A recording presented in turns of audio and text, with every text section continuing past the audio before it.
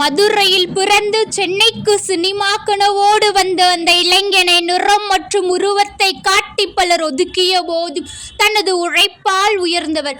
1500க்கும் மேற்பட்ட படங்களில் நடித்து தமிழ் சினிமாவின் தவிர்க்க முடியாத சக்தியாக மாறினார். அவர் ஒரு அரசியல்வாதியாக தோற்றிருக்கலாம், ஆனால் ஒரு மனிதராக அவர் என்றுமே தோற்றதில்லை. பசி பிணியை போக்கிய வள்ளல். நடிகர் சங்க தலைவராக இருந்தபோது அங்கே பணியாற்றிய ஊழியர்கள் முதல் பெரிய நடிகர்கள் வரை அனைவருக்கும் ஒரே மாதிரியான தரமான உணவு வழங்கப்பட வேண்டும் என்ற விதியை அமல்படுத்தினார். பல ஏழை மாணவர்களின் கல்வி செலவு, ஏழை பெண்களின் திருமண உதவி என யாருக்கும் தெரியாமல் பல கோடி ரூபாய் நிதியுதவி செய்துள்ளார். கடனில் மூழ்கி கிடந்த தென்னிந்திய நடிகர் சங்கத்தை மீட்டெடுத்த பெருமை இவரையே சாரும். மக்களுக்கு நேரடியாக சேவை செய்ய வேண்டும் என்ற நோக்கில் தேசிய முற்போக்கு திராவிட கழகம் கட்சியை தொடங்கினார்.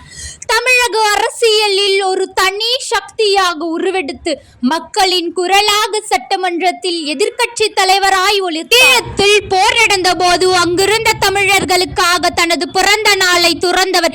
ஈழ தமிழர்களுக்காக பல முறை பல கோடி ரூபாய் நிதியாக தந்தது மட்டுமின்றி தன் 100வது படத்திற்கு கேப்டன் பிரபாகரன் என்றும் தன் மூத்த மகனுக்கு விஜய பிரபாகரன் எனவும் பெயர் வைத்து ஒட்டுமொத்த தமிழினத்தின் உணர்வாக மாறினார். சுனாமி வந்தபோது கடற்கரையோரம் நின்றார். சென்னை வெள்ளம் வந்தபோது படகில் ஏறி மக்களுக்கு உணவு கொடுத்தார்.